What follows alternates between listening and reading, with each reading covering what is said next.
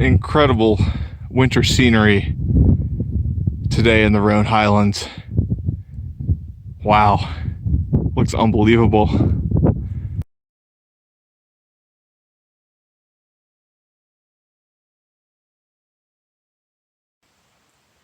Hello everyone, it is Sunday, April the 8th, around 10:45 a.m. and today I'm hiking in the Roan Highlands of North Carolina and Tennessee. It's been about 10 months since I've hiked here. My last hike was June of 2017, starting at Hughes Gap and taking the Appalachian Trail to Roan High Knob and eventually Round Bald. That was a good long day, and today I'm doing a shorter, easier hike beginning at the Yellow Mountain Gap Trailhead. This is new for me. I've never been to this trailhead before. It's at the headwaters of Roaring Creek and is less than a mile from Yellow Mountain Gap. There are two trails that begin at the parking area down there. One of them's a forest road that heads up to the Overmountain shelter and the massive camping area around there. Very popular stop on the Appalachian Trail. I've camped there a couple times. The other trail that I'm currently on is the Overmountain Victory Historic Trail. Basically, it's parallel to the forest road, and they both meet at Yellow Mountain Gap. So from the Gap, I'm going to take the Appalachian Trail north to Little Hump Mountain and Hump Mountain. I've been on those peaks multiple times, but this is the shortest and easiest way to access those peaks. In the past, I've done it from Carver's Gap, which is more than 19 miles round trip. And the second way to access it, the moderate way, is from US 19E, and that's taking the Appalachian Trail south. And I think that's approximately 11 miles round trip, just the Hump Mountain. The books list this as 8.5 miles round trip, so it gives me a lot of leeway to have some breaks or explore, which is what I'm going to do, because I'm going to take a side trip to Big Yellow Mountain, which I've never been on before. It's technically outside of the National Forest on the Nature Conservancy land. It used to be strictly private, but I think they're okay or slack about letting hikers access the Bald from the Appalachian Trail. You can't access it from the base because it's private land, but it's a pretty short round trip. I think it's about a mile or so from the Appalachian Trail, and the Bald is supposed to be amazing, just like the other Balds here. As you can tell, there's some snow and ice on the ground. This is kind of a freak weather incident. I think a nor'easter or a snowstorm was passing through the Midwest and the Northeast last night, but it was only supposed to rain according to the forecast in North Carolina. Even in the mountains, I was checking the forecast and the webcams all day. But I woke up to my car in Chapel Hill covered in freezing rain, and I knew something was up. And as I drove here, I could see all the big peaks covered in either frost or snow. It doesn't seem that bad. At the elevation I'm at right now, less than an inch. I think it's more sleet and ice that kind of accumulated. But as we get higher up, above 5,000 feet, it may get worse. And I'm not really prepared for it, but I think we'll be all right because these are heavily used trails. So I hope you enjoy this hike. Today, I'm carrying a few new items, or relatively new, that I just haven't used yet, and I'm excited about. One of them, which is not really important or anything, I bought a bunch of technical polyester athletic tees at Kohl's yesterday. Usually, I just wear my old soccer jerseys, but they're wearing out. Some of the seams are coming loose. So I went to Kohl's and found a couple brands that were $10. Fila and Tech Gear mainly, and feels just fine to me. But three much more expensive, cooler items. One of them's on my head. You never see me wearing sunglasses. Typically, I don't really think I need them in North Carolina. But I really need to update my sporty type sunglasses. I don't like my Oakleys that I have right now. They're a little too tight. I don't know, it's because my face is fatter than it was a decade ago, and I have really bad luck buying sunglasses online, but I got these native eyewears on clearance from REI, only color left, and they're actually really comfortable. I've been wearing them in the car, and because it snowed, I thought I'd bring them today, but I primarily got them for high elevation hiking out west, when you really should be wearing some sort of eye protection above 10,000 feet. I'm also carrying my newish backpack. I actually got this 3 months ago, but I haven't used it yet because I didn't want to tear it up on its first hike on a bushwhack. So today I'm finally doing all heavily used wide open trails, so I'm not worried about getting it super dirty or tearing a hole in it. It is a Mountain Smith Mayhem 35. The other backpack I typically carry, almost always carry on a day hike, is a Millet Elevation 40 that actually has a larger capacity than this, but this feels larger because it has a flat frame sheet. The Millet is a ventilated backpack, which means it has a frame sheet that is curved away from your back, providing an air gap, which lets some air flow through. But a lot of backpacking manufacturers are getting away from that, because what it does is it adds some weight to your backpack, and that curvature makes packing bigger backpacks tough, especially for bear canisters and bulky items. So right now, this is feeling great. Really nice shoulder straps and hip belt, and I'm just really excited to have 2 hip belt pockets for the first time in my life. It makes it easier to stash my stick pick, which I'm recording on, and put it in my hip belt. Usually I put it in the side. Sometimes I have to take off my pack. So now we'll see how long I can go strapped without having to take my pack off. The last item, which I'm probably most excited about, are my new pants.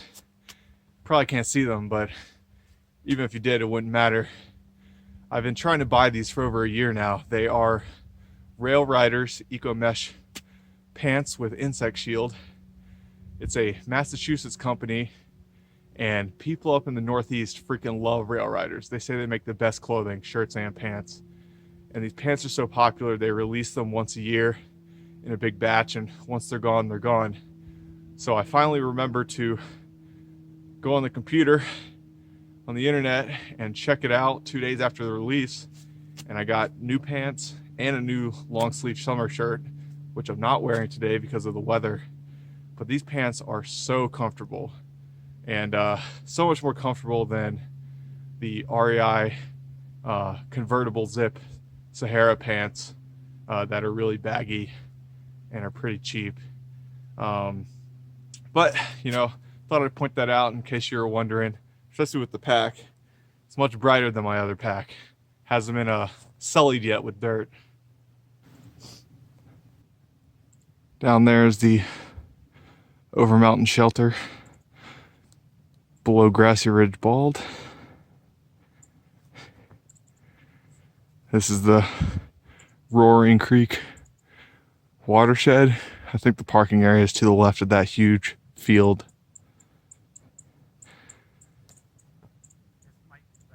And that is Big Yellow Mountain up ahead.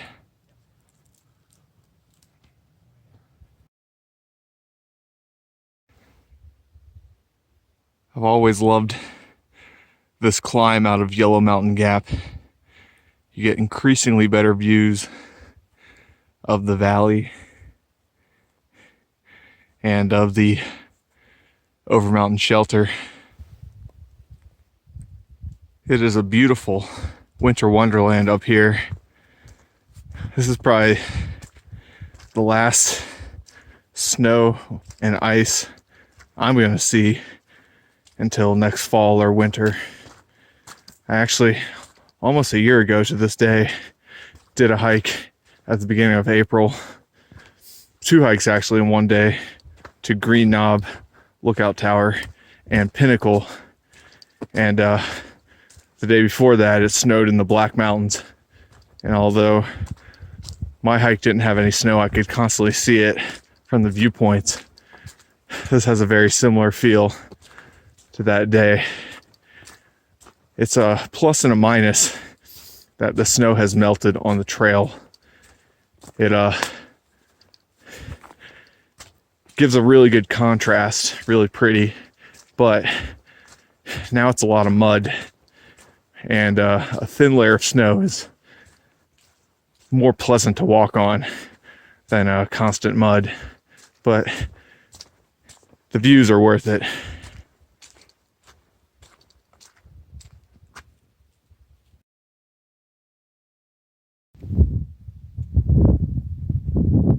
Incredible winter scenery today in the Roan Highlands. Wow, looks unbelievable. I'm in the saddle between Big Yellow Mountain and Little Hump Mountain, which is just up ahead. One of the coolest things about a fresh snowfall is just seeing what the trees look like and the grasses. It's just awesome. We have Grandfather Mountain due east, I think. Is that east or maybe it's southeast? Also, a lot of snow and ice remaining on those peaks.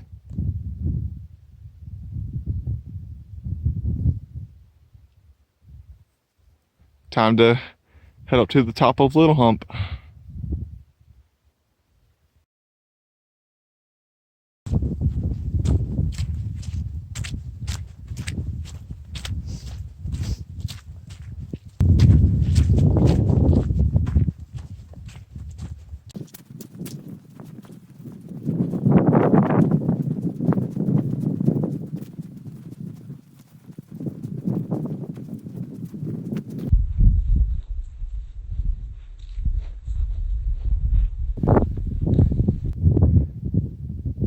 Wow, it is simply incredible up here today. I'm at the summit of Little Hump Mountain. I forget the exact elevation. It's above 5,400 feet. I'm looking east-northeast at Hump Mountain. You can see the Appalachian Trail snaking its way from Bradley Gap up to the summit. That's quite a climb, but it's going to be beautiful. I really cannot wait to dive into those trees because the Appalachian Trail takes a right here, and those look awesome. Whew, a little cold, a little windy, but totally worth it.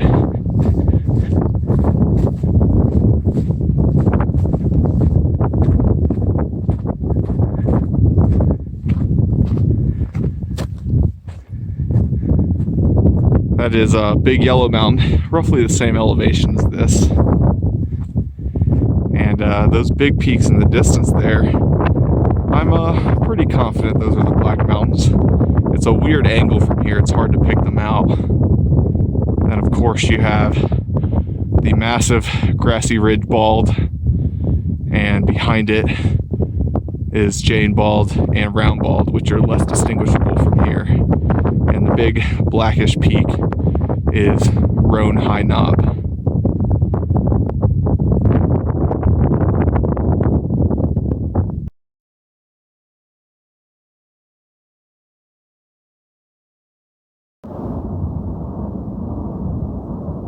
This is Bradley Gap between Little Hump and Hump Mountains, and it looks like there's two giant military helicopters above.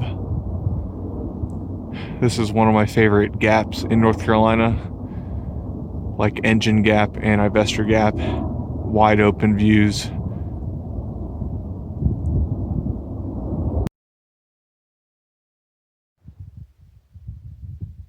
At the lowest point of Bradley Gap And from here, it is up and up. Grandfather Mountain looking amazing. And here's the climb ahead of me. This is always a fun climb for people, or difficult, depending on how you treat it. But you climb about 600 or 700 feet in, I think, 0.8 miles. So it's a stout climb, but you're definitely rewarded at the top.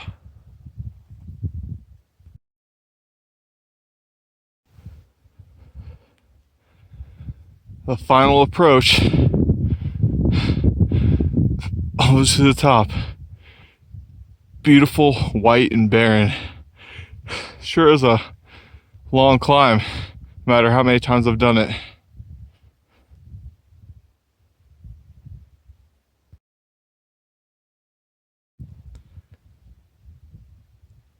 I am at the summit of Hump Mountain, which is above 5,500 feet. I think it might be 5,584, but I can't remember the elevation.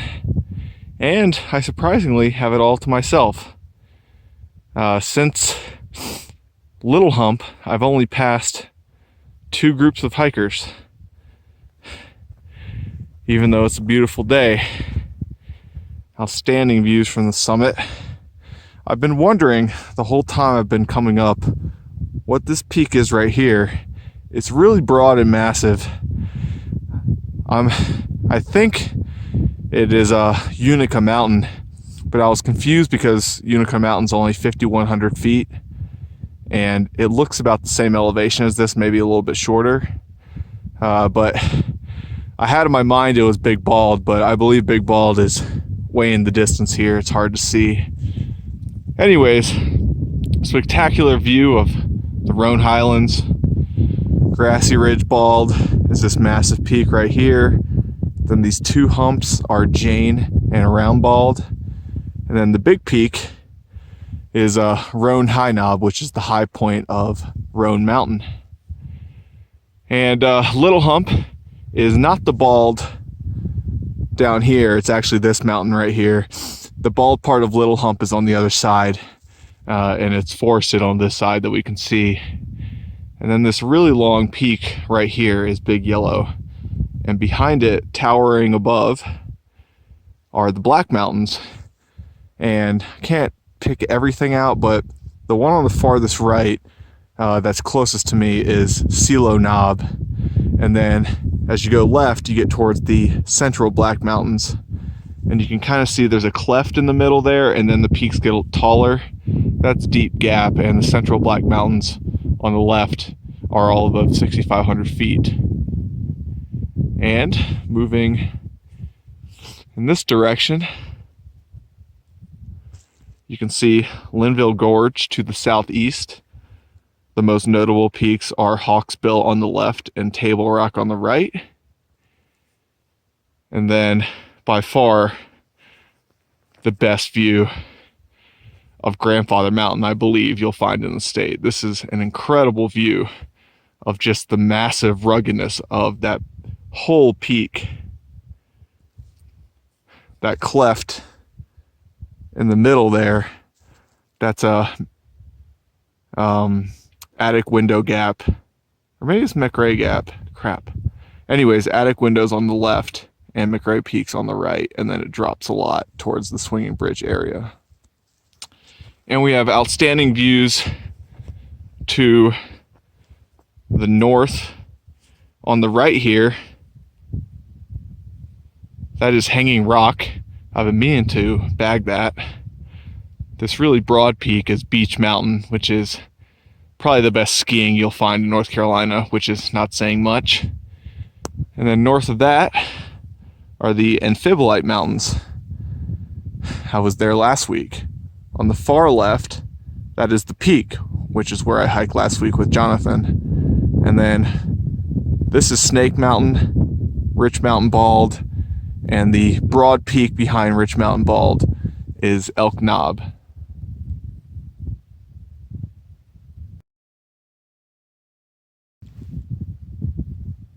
I just crossed Little Hump Mountain, and now I'm descending to the saddle.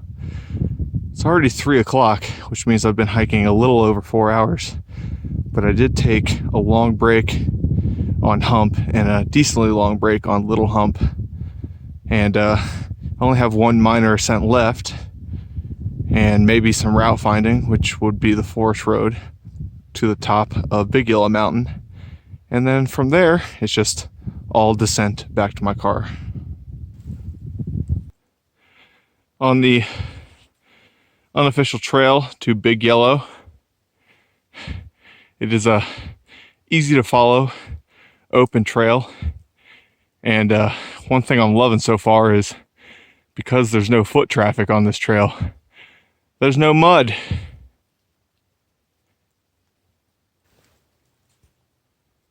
This seems to be the high point of Big Yellow Mountain. The summit has 3 identical contours in a row, and supposedly the contour in the center has the highest point, but it's incorrectly labeled on my GPS. But this, to me, seems like the highest point, just off the trail, and just above 5440 feet. This does count as a ranked 5,000 footer, so I do get to check something off the list. But I haven't encountered the bald yet, so I think I'll keep going south.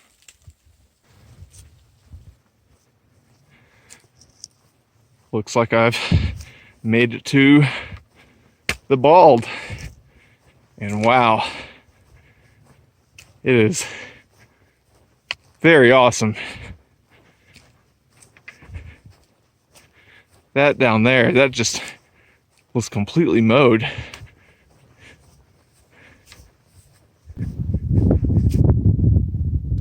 This is an incredible bald. Really awesome. That's a Hump Mountain over there. And now we have, just as we did on Hump Mountain, wide open views to the east and the northeast of some of the ski mountains around Boone and Banner Elk. Beach Mountain right here. Another incredible open view of Grandfather Mountain. Unfortunately, from this angle we get a better view of the giant condominium on Sugar Mountain. But no matter what, if you see that, you're going to be disappointed.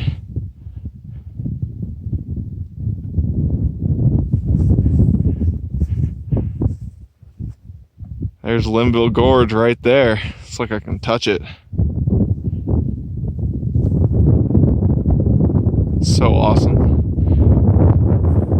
Get a little bit more open views of the Black Mountains. You can see either Graybeard or Pinnacle on the left. And there is Grassy Ridge Bald.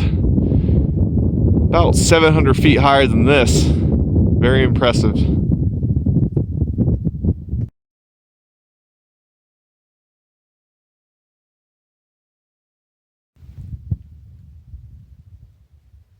The sheer size of this bald is very impressive. My last segment was way up there at the top.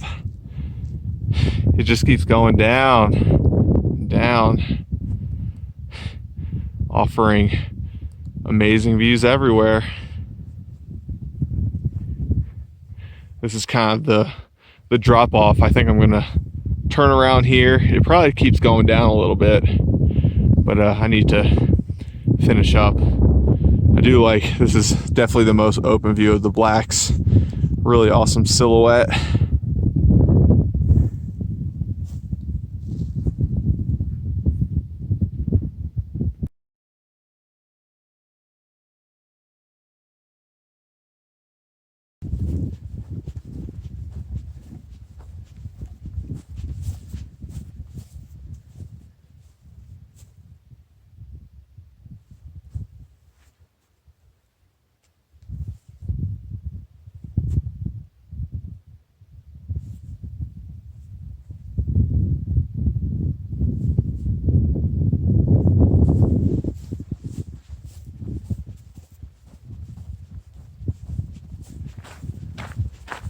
Well, I'm close to finishing a spectacular day of hiking.